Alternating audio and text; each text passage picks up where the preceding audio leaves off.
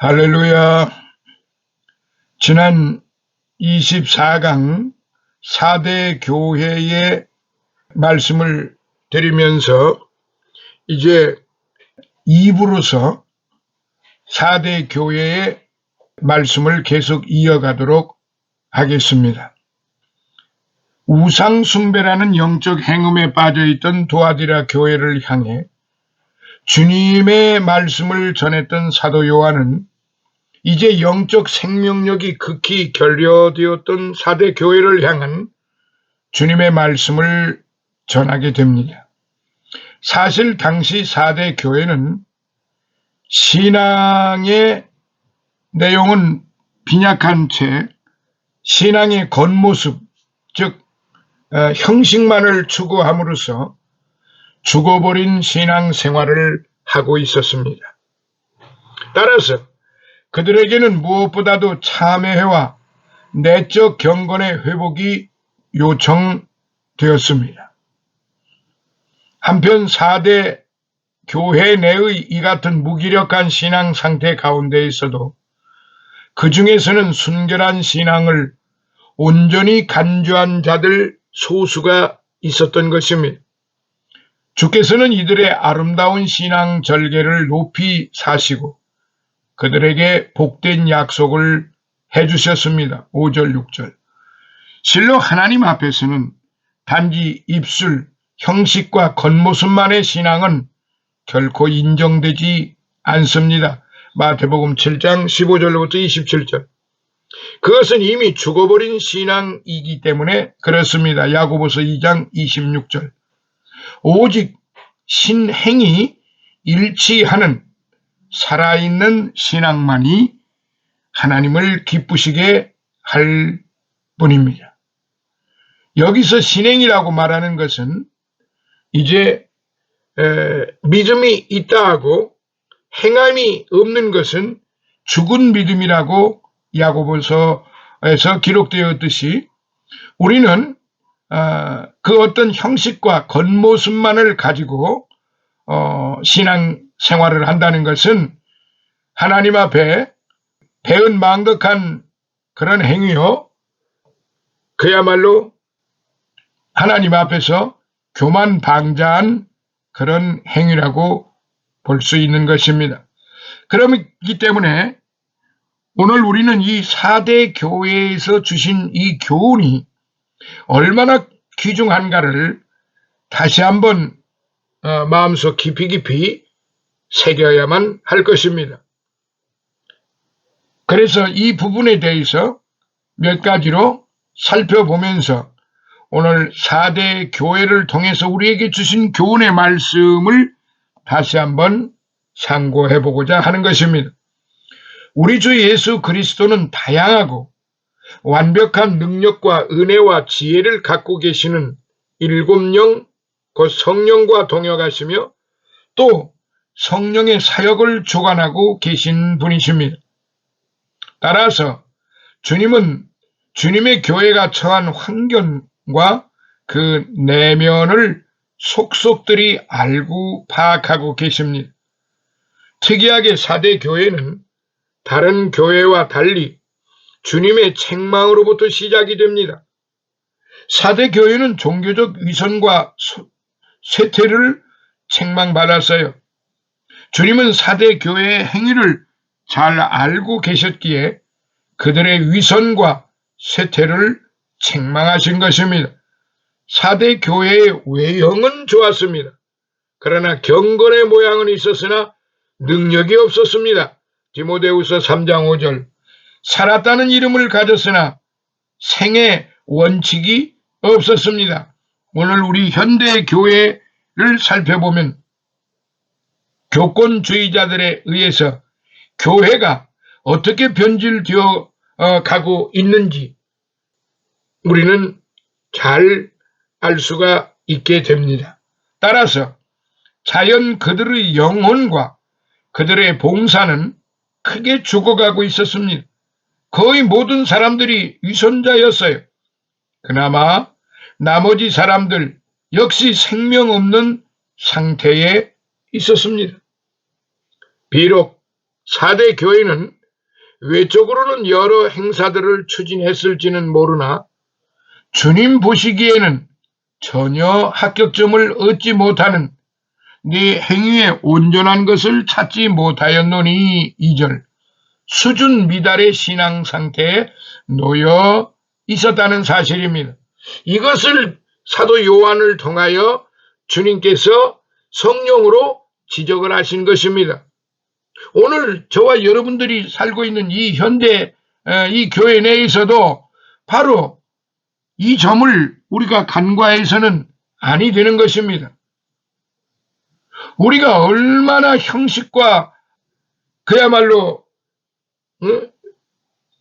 그 위선에 우리가 빠져 있는지를 우리의 신앙생활, 우리의 교회 내 조직적인 신앙생활 이런 것들을 살펴보면은 그야말로 외형과 경건의 모양은 충만하나 진정한 하나님이 기뻐하시는 그러한 신앙의 마음은 결여되어 있고 아예 없다는 사실을 우리는 깨달을 수밖에 없고 회개하지 아니할 수가 없는 것입니다.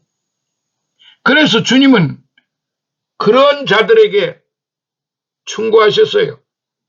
먼저 아주 조금 남아있는 영적 생명이나마 굳세게 보존하여 생명의 불을 새롭게 지피라고 하셨습니다. 즉 깊은 수면 상태에 있는 그들의 영혼을 일깨워 능동적이며 생기 넘치게 성도로서 맡은 바 사역에 임하라고 말입니다. 그리고 비록 상황이 어렵고 힘이 든다 하더라도 성령의 역사하심을 의지하여 다시 살아나라고 하셨습니다. 그리하여 아직 하나님을 버리지 않은 그 조금 남은 영적 애정을 근간으로 강하고 성숙한 믿음을 지니라고 하신 것입니다.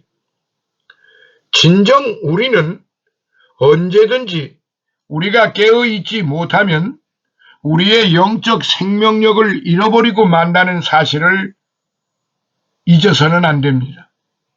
자, 두 번째, 회개가 필요한 4대 교회. 회개가 필요한 4대 교회. 요 앞전에 말씀드린 것은 죽어가고 있던 4대 교회입니다. 또한 4대 교인들의 행위는 텅 비고 헛된 것이었습니다.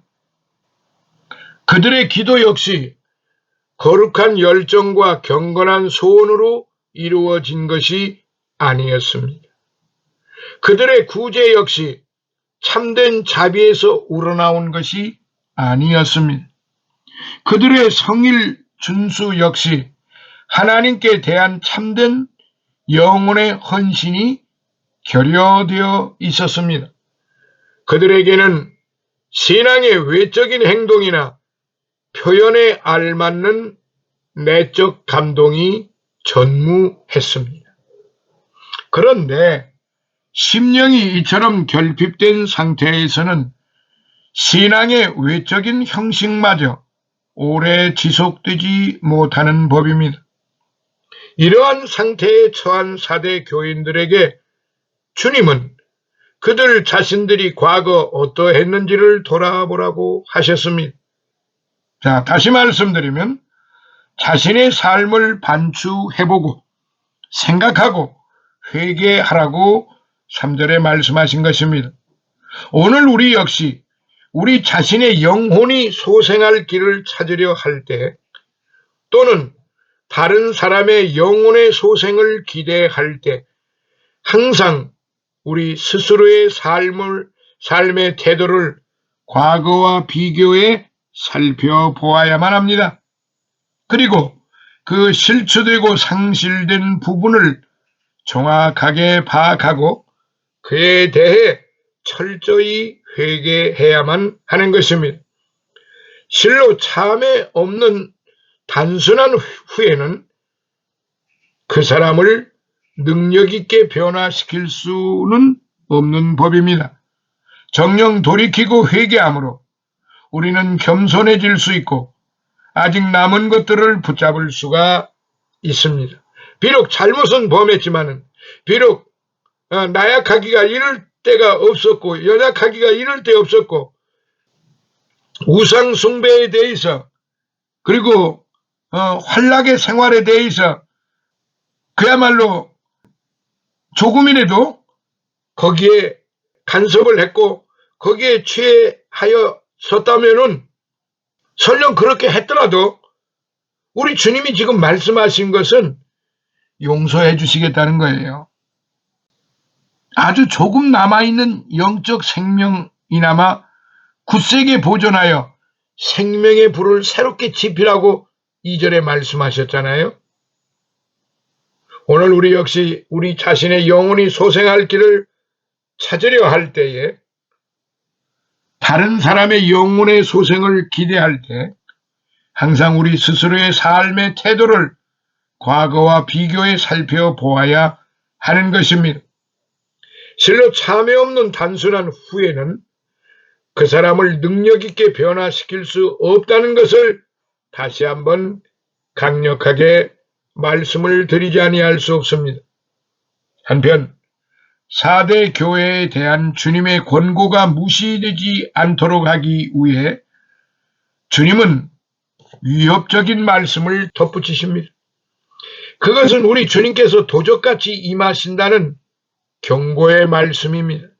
따라서 우리 성도는 주님이 언제 이 땅에 오신다 할지라도 부끄러움 없이 주저치 않고 맞이할 수 있도록 깨어 있어 만반의 준비를 갖추고 있어야만 하는 것입니다.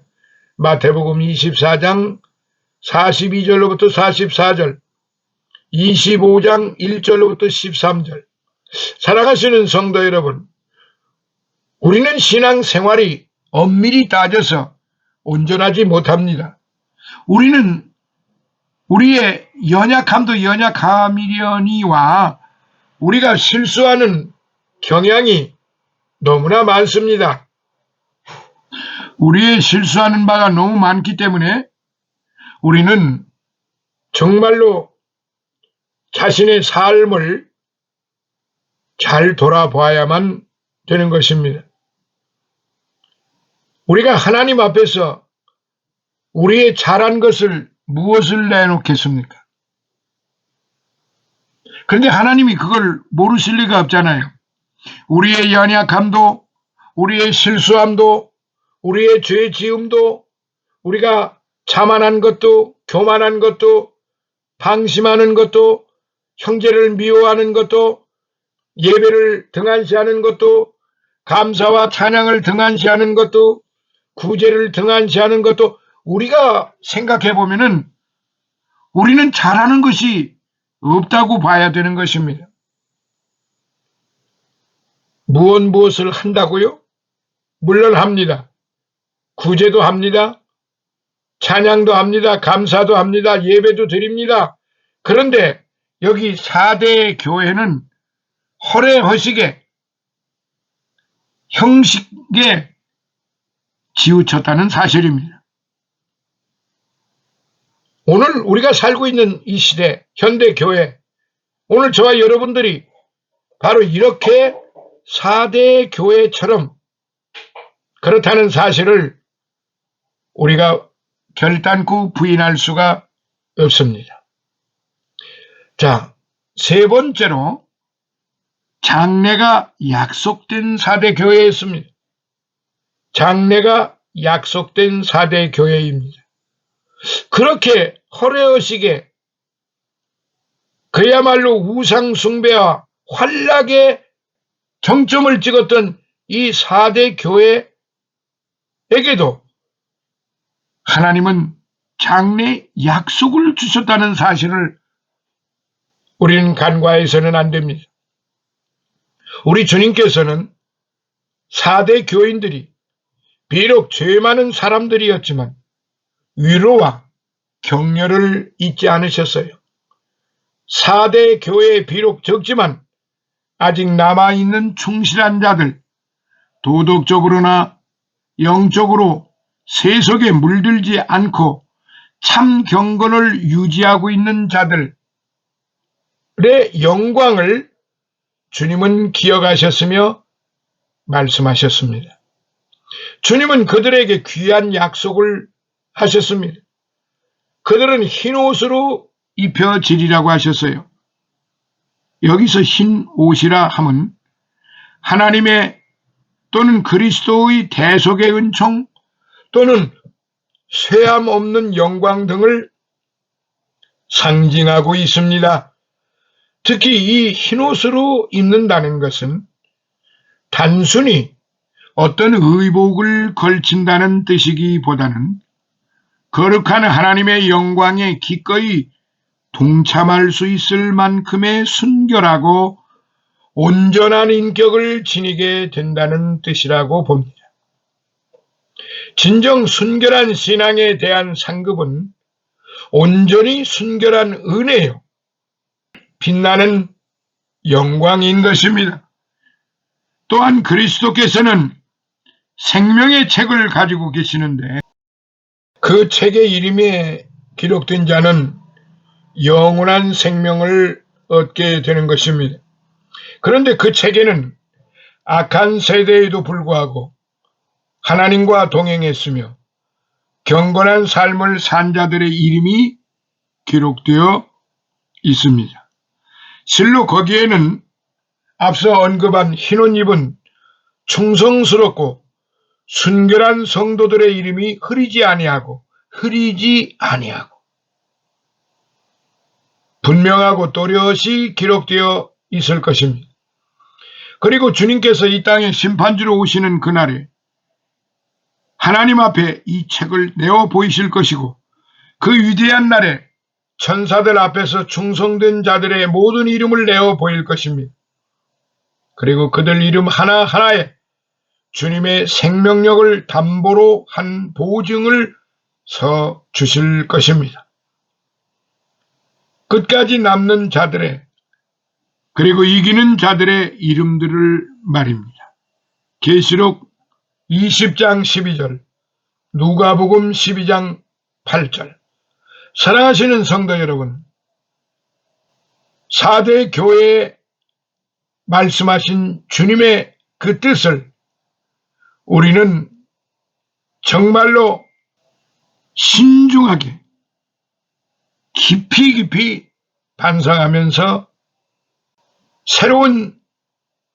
오늘이 새롭다, 오늘이 다시 시작이다 라고 하는 마음을 가지고 하나님 앞에 온전히 예배하고 찬양하고 감사하고 구제하고 전도하고 성실하게 하나님의 기쁘신 뜻을 따르는 그런 모범된 성도들의 삶이 되어야 할 것입니다.